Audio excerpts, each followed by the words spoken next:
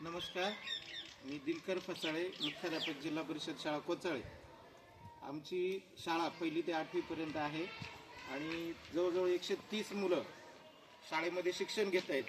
पहिली ते 8वी मध्ये आमच्या शाळेमध्ये झाडं भरपूर आहेत। मुलांना वापरण्यासाठी आम्हाला पाण्याचा प्रॉब्लेम होता, तर ब्लॉसम चॅरिटेबल ट्रस्ट यांच्यामार्फत आम्हाला एक पाण्याचं बोर मारून दिलं आणि त्याचा उपयोग असा झाला की मुलं दिवसभर आणि आत्ता एप्रिल महिना आहे, एप्रिल महिन्यापर्यंत त्याला फुल पाणी आहे।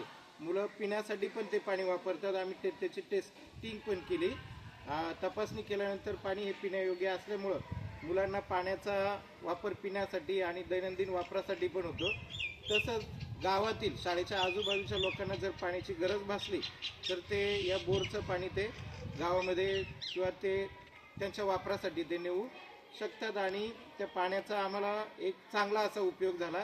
आजूबाजूची जर हिरवळ बघितली, शाळा परिसरातली झाडं आहेत, या झाडांसाठी पण आम्ही हे पाणी वापरत असतो।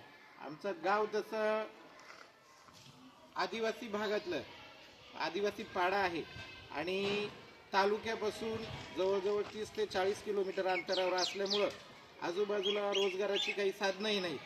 गावात तसं रोजगाराचा प्रश्न आहे।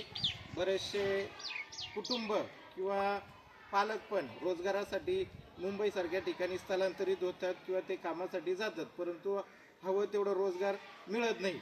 आमच्या इकडं नैसर्गिक संसाधनं भरपूर आहेत, तसेच शेतीमध्ये पण नागली किंवा उडदाचं प्रमाण हे जास्त असतं पिकांचं प्रमाण।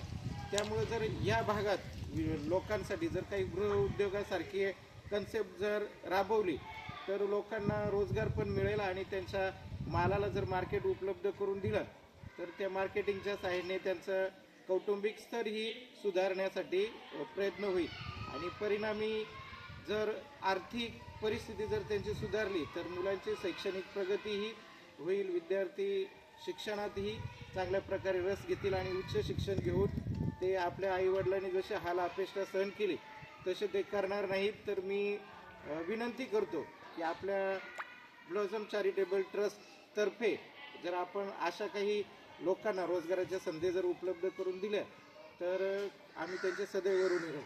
धन्यवाद।